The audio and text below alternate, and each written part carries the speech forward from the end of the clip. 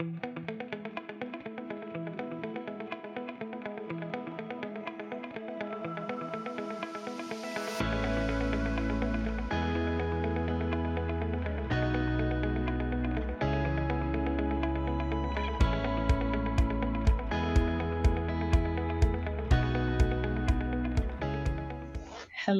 everyone. Hello. Welcome to the 2025 Action for Impact Summit, the Investing in the Future Women as Catalysts for Scalable Change conversation.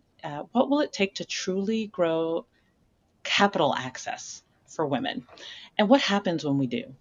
This candid discussion, we hope today will touch on how targeted investments in women and entrepreneurs not only closes funding gaps, things that we've heard and know, but also unlocks economic and social returns that benefit entire communities. There's no one better to talk about this than Erin Harkless Moore, the bold vision behind Pivotal Ventures' mission to rise more women led venture capital firms. This fireside chat will really explore the structural shifts and the investment approaches reshaping the capital landscape. I am honored to have a dear friend and someone who I truly respect and admire, Erin Harkless Moore. I am the Vice President and Managing Director of Investments at Pivotal Ventures. We are an organization founded by Melinda French Gates, and our North Star is to advance women's power and influence. When Melinda started Pivotal about a decade ago in 2015, she knew that to achieve this goal of social progress, we needed to be flexible in how we leverage and how she leveraged our funding. And so we deploy both philanthropic and also, most importantly, I think, investment capital to put more power in the hands of people who need it, especially women. If allocators sort of shed one assumption tomorrow or today, right, which belief do you think would unlock the most progress? I think to unlock progress, one belief that we need to shift as allocators is that talent, pedigree, sort of background does not determine investment success. And far too long, and again, I've been guilty of this myself, we rely on patterns to help inform and make decisions. That's not necessarily a bad thing in and of itself. I think that allows you to move fast at times. If you have been investing long enough, you've stubbed your toe, you've made some mistakes, and those are important learnings to draw on. But at the same time, some of those patterns and some of those biases, hold people back, specifically women. And we've seen great strides over the last 10 years. The team at All Raise just put out their most recent annual report, and the number of check writers at U.S. venture capital firms, female check writers, has nearly doubled. It's gone from 9% to 18% in the last decade. That's fantastic. I am so proud of that stat. I think we have been a part in supporting that in the investing that we do at Pivotal. But that still shows we have a long way to go. And I think that assumption of, you have to have been at a certain school, worked at a certain firm, is a pattern and a belief that we might need to start to shift if we want to see real change in who has a seat at the table, at the decision-making table in our investment industry and in the venture capital ecosystem specifically. Yeah, I love that answer. I think that assumption um, really, Erin, prevents so many people from being able to join the table, the conversation, to be able to bring their unique vantage point and their sort of pocket of the country and the world where they sit. I love that, and I think this is a great segue, Erin, because part of the challenge, I think, as you described, are the assumptions, right? The biases that exist. But so in those assumptions and biases, that sort of frames the conversations that we have in sort of whether it's at a conference or if it's at a private exclusive room and exclusive conversation. So at the same time, right, we should shift away from certain beliefs and assumptions, but also the phrases and the language framing that we use, right? Yeah. And so tell me, like, what phrases should we just retire in this conversation, and what Well, replacement would would what would would, we would we use? make? I love this question, Lakeisha, because I do think words matter, and how you Yes. frame something, how you describe something will set expectations for who's going to walk in the door, who's going to sit at the table, have a seat at the table. I would love to retire the word emerging to describe fund managers 1 to 4. It's been a term of art for decades, and Mhm. I get why it's used, but it creates this somewhat false, dichotomy of, well, you're either emerging or you're established. And I can think of several fund managers. I was having this debate recently with another allocator friend where we were going through a couple of recent, fund ones and fund twos that we had invested in. And we said, ha ha ha, this person, in both these instances, they were happened to be women, general partners, they're emerging, had been at a large venture capital firm for over a decade, tremendous track record, managed people. One had been an operator, took a company basically, through the growth stage and almost to the IPO stage. What about that implies Emerging. inexperience, lack of judgment, or emerging? So I would love to reframe and kind of retire, perhaps put that term, in the corner. And I've heard, one term that I like to use it and have started to use it Pivotal, and I've seen others as well, is this idea of like a next generation, right? Like as an allocator, the last thing you want is for your portfolio, I think, to be stale, right? Like you should constantly be questioning your assumptions. Hmm. Everyone has to earn their seat, right? In the private markets, every new fundraise is an opportunity to re-underwrite the strategy and the team.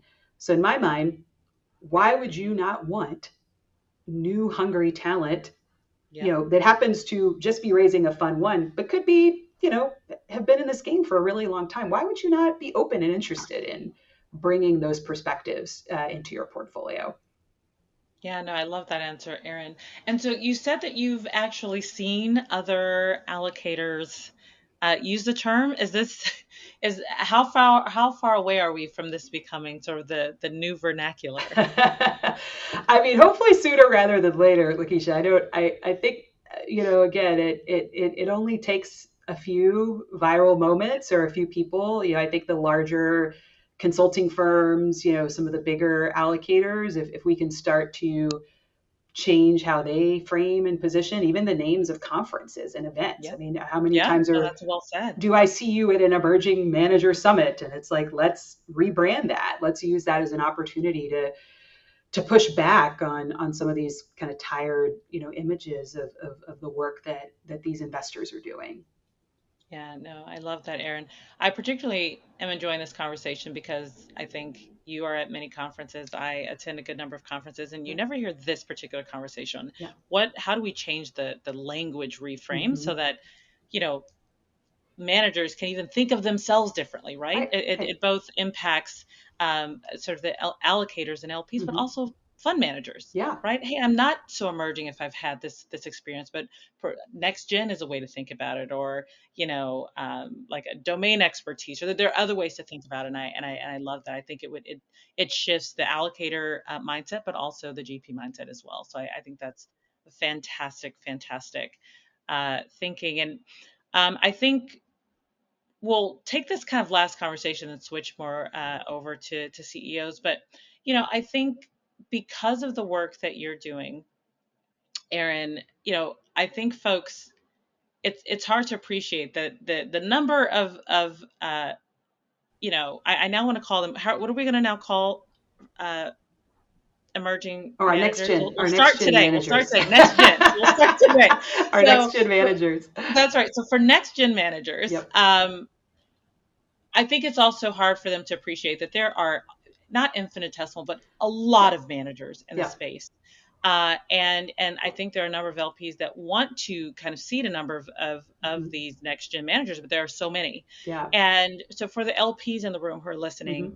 what is that elegant way, right? For LPs, large LPs, and not even necessarily large LPs, to kind of seed multiple next gen managers without Yep. overextending, right? And I think that's something that a lot of LPs in the room are thinking about. Yeah. Yeah. I mean, it's a great question because doing diligence, I say, is it's the best job. I love it. I love digging in. I love assessing, what is the edge? What is this firms' right to win? How are they finding founders that have a right to win and building, category defining companies that are going to, change lives? um, that's hard work, and it's even harder work when you have sometimes less data, right? Yeah. Which is very much the case in venture, and particularly again maybe with some of these next gen fund managers who again could be have been an operator, right, and then are bringing that experience, but there's not a track record where I can say go deal by deal and see how you've added value, et cetera. So I think one probably two paths I'd encourage LPs to take. One, define what matters to you, what your criteria, what your definitions of success are. And I think that then can inform the diligence process, and give some grace to these fund managers, and don't expect them, to tick and tie every box in an ODD checklist. Not that you're, again, ignoring valid risks, but it's an understanding of kind of where a firm is in its evolution and life cycle.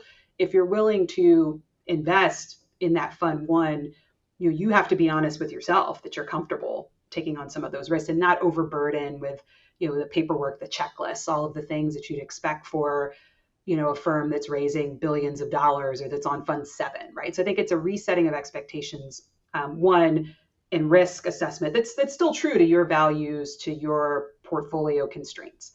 The second thing is, I think, leverage community. There are a lot of other allocators and LPs who are investing in this space. I find it, very collegial and cooperative. We share our full list of portfolio on our website, so you can see who we've backed at Pivotal. As you mentioned, I travel a lot and I'm at conferences, always excited to talk about even funds we haven't invested in, but we think highly of, that might be a great fit for another person's program. I want capital to get to all of the great fund managers out there, even if we didn't commit. So I think it's finding that community. And then if you don't have the infrastructure, leverage a partner. There's some amazing fund to fund platforms out there that are focused and have built, tremendous expertise in investing in these next gen kind of first time firms and fund managers. And so you can learn a lot. It's kind of an extension of that partnership comment alongside them. And then, once you have a little bit more information, pick the funds that you want to double down on. Yeah, well, we won't take it today, but I think it's a what you call out makes me think a lot about a program that I Mm-hmm. was a part of with Bahia Robinson with BC Include, Yes, and they just do yes. such an incredible job of bringing together the GP community. Yeah, yeah, And it made me wonder if that sort of existed in a way for the LP community. yeah. Um, It does. It's informal. I think there are a lot of informal networks on the LP side, at gatherings like Raise, where there might be an LP only, you know, our LP focused event. But for the investors and the GPs in the room, Lakeisha, I think you're spot on. The VC Include, what Bahia has built, Recast Capital. I mean, those are just two great that's examples of, fantastic.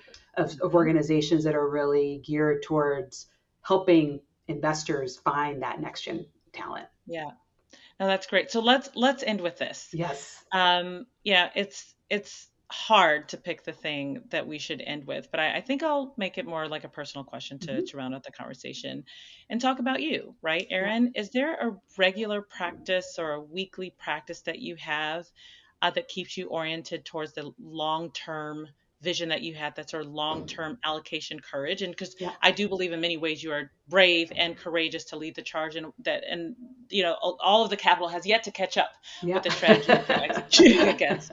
And so, is there a practice that keeps you oriented? Yeah. Yeah. It's a great question. And I think it's a lot of little things, but it starts with, tremendous gratitude to be in partnership with, these investors, with these founders. And it's thinking or kind of approaching as a team, what are the things that we can sort of tactically influence today to get someone else to a yes, to help someone close a deal. And so, I think that is a short-term thing, right? Because it's like, what can we be doing? What can I do this week? Again, like I said, it starts with I'm thankful to have this job and to get to interact with Yeah. amazing, women like yourselves and folks that are in this group today. But it's like, yeah, what can I do to make life a little bit better or easier for our partners, which I think then translates to that long-term success and great performance for all of us. Well, we're grateful for your courage, Thank Erin, you. and leading the charge. So, This has been wonderful. I'm so excited we had a chance to have this conversation together. And Thank thank you, you all for Lakeisha. listening in to this conversation. Great to be with you. Thank you, everyone. Thank you.